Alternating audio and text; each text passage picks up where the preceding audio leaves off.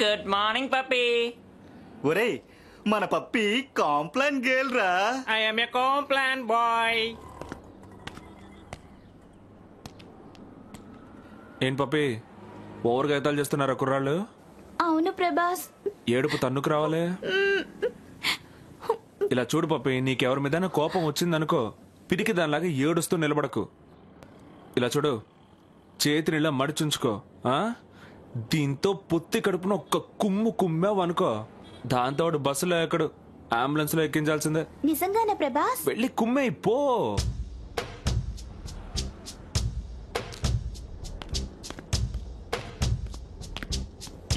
ఏంటా చూపు?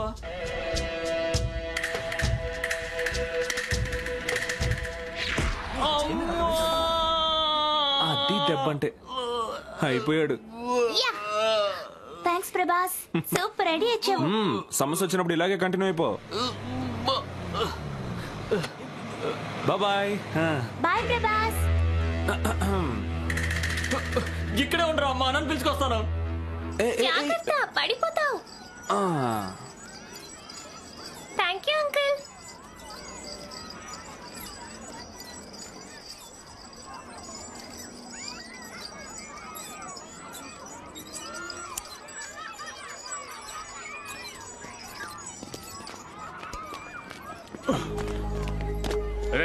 లేవరా.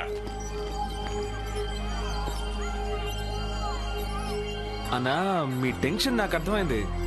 మా ఇంటి అమ్మాయిని మీ ఏరియా కుర్రాళ్ళు కొంచెం ఓవర్గా ఏడిపించారు. ఈ టీజింగ్ కేసు వరకు వెళ్ళకూడదని లైట్ గా ఒక పంచ్ ఇమ్మన్నాను అంతే. ఆగరా, ఆడపిల్ల చేత మా తమ్ముడిని కొట్టించి కథలు చెప్తున్నావా?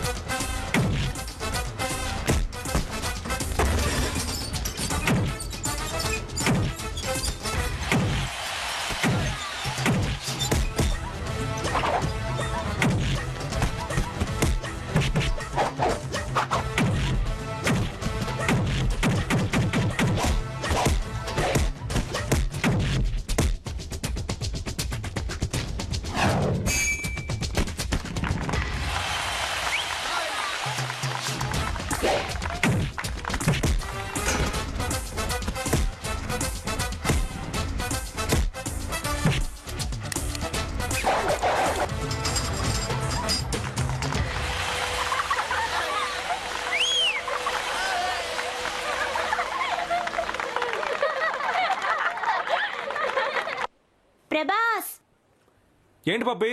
కాఫీ టీ ఏమైనా కావాలా? ఏ నీకు నాతో ఏమైనా పని పడిందా? ఒక బొకే కావాలి ప్రభాస్. అనుకున్నాను. సరేగాని ఎవరికి బొకే? అక్కయ్యకి. ఇలా చూడు పప్పి, ఈ ఇంట్లో నేను ఎవరికైనా హెల్ప్ చేస్తాను, మీ అక్కయ్యకి మాత్రం అస్సలు హెల్ప్ చేయను. ప్లీజ్ ప్రభాస్, పార్టీకి టైం అయింది. అక్కయ్య కోసం కాకపోయినా ఆశ కోసమైనా తీసుకురా. ఏంటి ఆశాకా? అవును, అక్కయ్య ఫ్రెండ్ ఆశ ఆ రోజు ఇంటికొచ్చిందిగా, మర్చిపోయావా? మర్చిపోయే ఫిగరా అది? ప్లీజ్ ప్రభాస్, త్వరగా తీసుకురా. ఏ పప్పి, ఊరికి బతిమాలకు, వెళ్లేదారిలో మనమే తీసుకుందాం. ప్రభాస్, ఏమైంది? ఏం లేదు, మీ అక్క హెయిర్ స్టైల్ చూడగానే స్టమక్ అప్సెట్ అయ్యి వామిటింగ్ స్టార్ట్ అయింది. హలో, నా హెయిర్ స్టైల్ గురించి ఏం కమెంట్ చేయట్లేదు, ముందు చెప్పిన పని చేయి. ఇలాగే వెళ్ళారంటే తల్లో పిచ్చుకలు గూడు కట్టి కాపురం చేసేస్తాయి. హెయిర్ ని లూజ్ గా వదిలేసి హాయిగా వెళ్ళండి. ఏది బాగుంటుందో నాకు తెలుసు. ఏదో ఫ్రెండ్లీగా చెప్పాను, వింటే వినండి, లేకపోతే పోండి. నేను వెళ్ళి నా ఆశకి బొకే తీసుకొచ్చేస్తాను.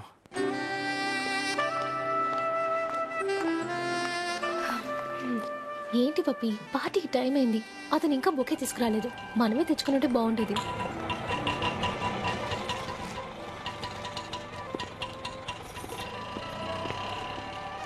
హెయిర్ ని లూజ్ గా వదిలేసి హాయిగా వెళ్ళండి.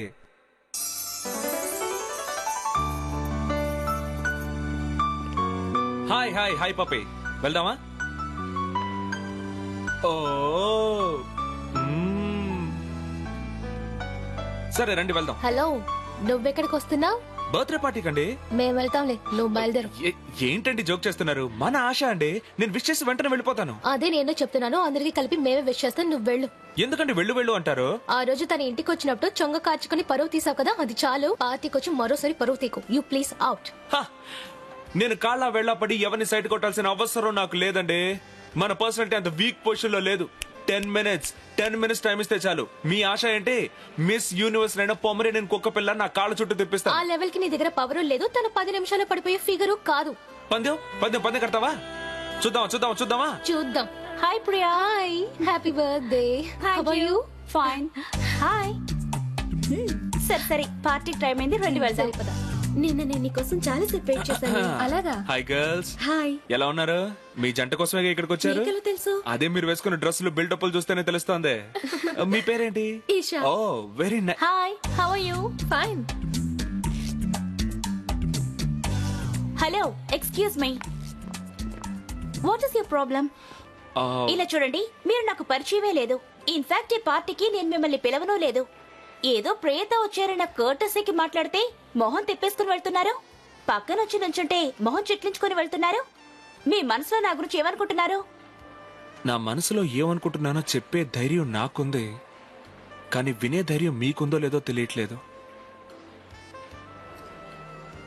ఇంట్లో ఫస్ట్ టైం అరేబియన్ గుర్రం లాగా కారులో వచ్చి దిగారు. మిమ్మల్ని చూసిన మరుక్షణమే నా మనసులో లేదు. ఇండియన్ బ్యూటీస్ నే కాదు, వరల్డ్ బ్యూటీస్ ని చూసిన స్లిప్ అవని నా దృఢమైన మనసు మిమ్మల్ని చూడగానే స్లిప్ అయిందండి. మళ్ళీ మిమ్మల్ని చూడగలనా అని తప్పిస్తున్నప్పుడే ఇవాళ మీ బర్త్డే అన్న విషయం నాకు తెలిసింది. నన్ను ఈ ఫంక్షన్ కి ఇన్వైట్ చేయలేదు కదా, వెళ్దామా వద్దని నా మనసులో పెద్ద కన్ఫ్యూషన్ ఏర్పడింది. అవమానపడ్డా పర్వాలేదు, అది మీకోసమే కదా అని ఈ ఫంక్షన్ లో ఒక మూల నుంచి మిమ్మల్ని విష్ చేసి వెళ్దామని వచ్చానండి. Many happy returns of the day. అయ్యో ప్లీజ్ పా, దయచేసి నన్ను అలా చూడొద్దండి. మీ లుక్ ఉందే, లుక్ నన్ను, నా మనసుని, నా వయసుని టోటల్ గా అన్నిటిని డిస్టర్బ్ చేస్తోందండి.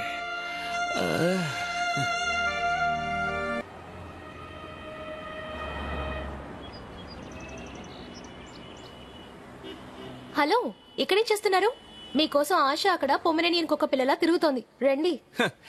ఇప్పటికైనా మీకు నా పవర్ ఏంటో తెలిసే ఉంటుంది. ఇక నుంచైనా నాకు కొంచెం మర్యాద ఇచ్చి మాట్లాడు. నా మర్యాదకేం కానీ తను నీతో మాట్లాడాలని అల్లాడుతోంది. రండి.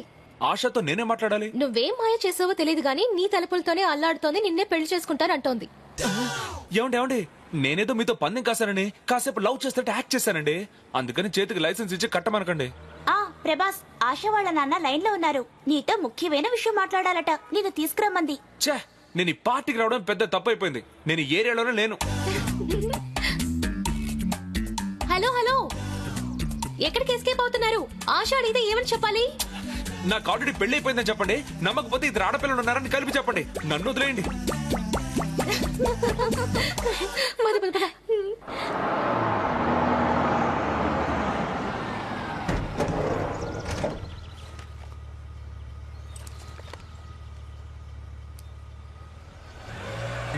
అన్నయ్య, ఏంటమ్మా ఇది చెప్పా పెట్టుకుని వచ్చావు? ఫోన్ చేస్తుంటే నేను స్టేషన్కి వచ్చావాడిని కదా. ఫోన్ చేద్దామని అనుకున్నానన్నయ్య, కానీ ప్రియ నిశ్చితార్థానికి నేను రాలేదని నా మీద మీరు కోపంగా ఉంటారని నాకు తెలుసు. అందుకే సర్ప్రైజ్ గా డైరెక్ట్ గా వచ్చి మీకు షాక్ ఇద్దాం అనుకున్నాను. నువ్వెంత సర్ప్రైజ్ గా వచ్చి షాక్ ఇచ్చినా మాకు నీ మీద ఉన్న కోపం పోదు. చెప్పండి. అవన్నీ ఎందుకు ఇప్పుడు? సారీ వదినా, నేను బయలుదేరుతున్న రోజున సడన్ గా మా అత్తగారికి ఆరోగ్యం దెబ్బతింది. హాస్పిటల్లో చేర్పించాల్సి వచ్చింది. ఆవిడ చూసుకోవడానికి ఇంకెవరు లేరు. అందుకే ఆ రోజే ఫోన్ చేసి వివరంగా చెప్పాను కదా. మీకు ఇంకా కోపం పోలేదా? అత్తయ్య, నువ్వు చెప్పేది మేం వింటాం, కానీ ప్రియ కోపంగా ఉంది. అయ్యో, అదొకటుందా? నువ్వు నోర్మై ఏంటి ఇక్కడే నిల్చోబెట్టి మాట్లాడుతున్నావు? వెళ్ళి కాఫీ తీసుకురా. అవన్నీ ఏమొద్దు, ముందు తన దగ్గరికి వెళ్ళి ఎక్స్ప్లెయిన్ చేయాలి. ఎక్కడ ప్రియా?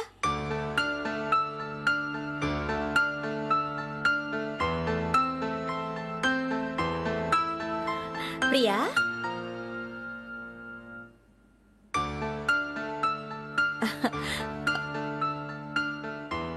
ఈ అత్తయ్య కంటే ఆ పియానో నీకంత ముఖ్యమైపోయింది కదూ? అవును, నాకంటే మీ అత్తయ్య నీకు ఎక్కువైపోయిందిగా. అది కాదు ప్రియా. ముట్టుకోవద్దు.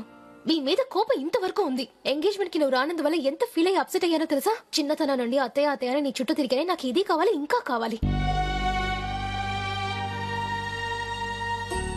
అత్తయ్య ఏమైంది? నేనేమైనా నిన్ను హర్ట్ చేశానా? చచా, నేనేనమ్మా నిన్ను కష్టపెట్టాను. నీకు నేనే కారణం చెప్పి శాంతపరిచినా ఇప్పుడు నీకు అర్థం కాదు. నేను నీలాగే ఈ ఇంట్లో అధికారం చెలాయించిన దాన్ని. కానీ ఇప్పుడు కుదరడం లేదు. నా పెళ్ళైన తర్వాత అన్నా వదులని చూడాలన్నా కూడా మా అత్తయ్యని మా ఆయన్ని బతిమాలుకుని పర్మిషన్ అడగాలి. నేను నా ఇష్టానికి రావడం కుదరదు, రాకూడదు కూడా. ఒక విషయం నాకు అర్థం కావడం లేదు ప్రియా.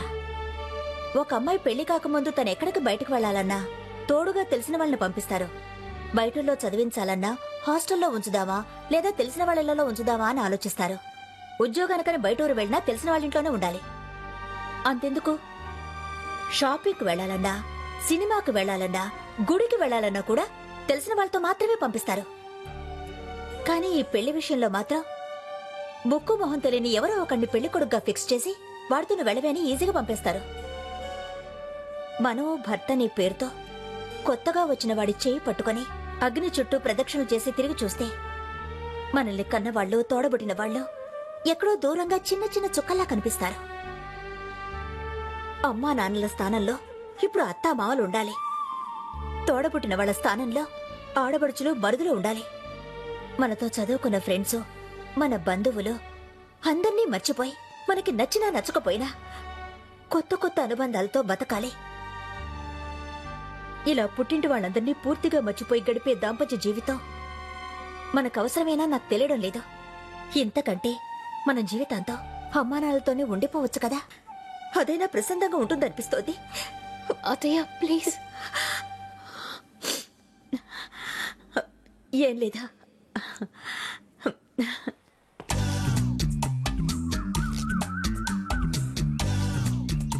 ఏయ్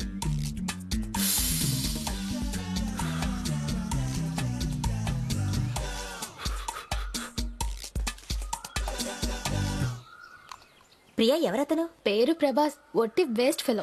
ఏంటి waste ఫెలోనా?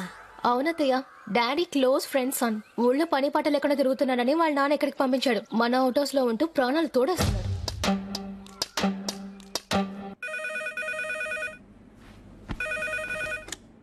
Hello. Hello Priya. Yes. Hi Priya, నేను ప్రకాష్ మాట్లాడుతున్నాను. ప్రకాష్. మీరా? ఎక్కడి నుంచి? అమెరికాలో వైట్ హౌస్ పక్కనున్న ఎస్టీడీ బూత్ నుంచి మాట్లాడుతున్నాను. ఒక్క నిమిషం, డాడీని పిలుస్తాను. నో, నేను మీతోనే పర్సనల్ గా కొన్ని విషయాలు మాట్లాడాలి. నాతోనా? చెప్పండి. అది ప్రియా, మన ఎంగేజ్మెంట్ రోజు మన ఇంట్లో ఒక అబ్బాయి హ్యాండ్సమ్ గా ఉత్సాహంగా తిరుగుతూ ఉన్నాడే. ఓ, ఆ తెనాలి పార్టీనా? తను ప్రభాస్. ఎస్ ప్రభాస్ అతన్ని వేస్ ఫెలో అనుకోదమ్మా. అతను గ్రేట్ గ్రేట్ గ్రేట్ ఫెలో. అది మాత్రమే కాదు ప్రియా, లేదు లేదు అని వచ్చే వాళ్ళకి ఇదిగో అని ఇచ్చే కన్నుడు తమ్ముడు లాంటి వాడు. అదంతా నిజమేనా? నీ మీద ప్రామిస్ ప్రియా. నాకు ఇక్కడ అమెరికాలో శివప్రసాద్ అని ఒక కంప్యూటర్ ఇంజనీర్ ఫ్రెండ్ ఉన్నాడు. వాడు అమెరికాకి రావడానికి డబ్బులు లేక కష్టపడుతున్నప్పుడు తన ల్యాండ్ అమ్మేసి డబ్బులిచ్చి హెల్ప్ చేసింది ఈ ప్రభాసేనట. How sweet of him. నువ్వు చెప్తే నమ్మవు Priya. Prabhas full size photo పెట్టుకుని రోజు పూలు పెట్టి దీపం వెలిగించి పూజ చేస్తున్నాడు నా ఫ్రెండ్. వాడు చాలా మంచోడని తెలిసే మీ నాన్న మన అవుట్ హౌస్ లో ఉంచారు ప్రియా. తన లాంటి ఒక మంచి ఫ్రెండ్ దొరకడానికి అదృష్టం చేసుకుని ఉండాలి ప్రియా. రమ్మా, వచ్చి చూడు ఆ కోతలు రైట్ ఎన్ని కోతలకు వస్తున్నాడు. ఇప్పుడు గనక ఆ ప్రభాస్ నా ముందుంటే టక్కున కాళ్ళ మీద పడతాను తెలుసా. ఇలా చూడు ప్రియా, ఆయన గురించి పూర్తిగా తెలుసుకోకుండా ఆయనతో రఫ్ గా బిహేవ్ చేయకు బంగారం. ఆయన ఎప్పుడు కనిపించినా ఒక చిన్న స్మైల్ తో hello, good morning, good evening, good night ఇవన్నీ చెప్పుకో. ఉంటాను బంగారం, సరేనా? అవసరమైతే తర్వాత ఫోన్ చేస్తాను. Okay, bye.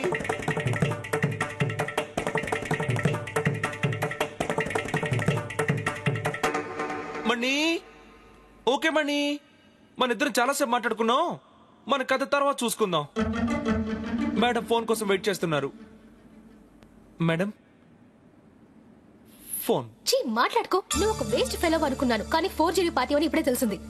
ప్రియా ఊరికే తమాషాకి సరదాగా మాట్లాడానంతే. సరదాకి అల్లరికి ఓ లిమిట్ ఉంది. దాన్ని నువ్వు ఫ్రెండ్ కొడుకు అని గెస్ట్ హౌస్ లో ఉంచాడు చూడు, ఆయన అనాలి. అయ్యో ప్లీజ్ ప్రియా, డాడీతో ఇలాంటి విషయాలన్నీ చెప్పొద్దు. ఈ విషయాన్ని ఇంతటితో మర్చిపోదాం. ఇక మెత్త ఇలా వాయిస్ మార్చి మాట్లాడావో చంపేస్తాను.